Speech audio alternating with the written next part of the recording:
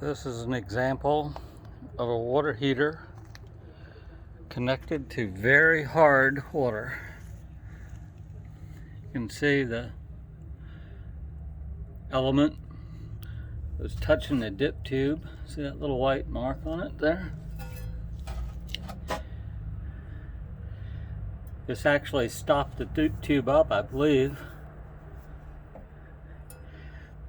Both elements were functioning, and oddly enough, water came pouring out of the drain, but water would not go into the house. And I don't know what this is. It's like a gelatin. I don't know what that is. Very nasty. Anyway, this is like our 4th or 5th new water heater here. Merry Christmas.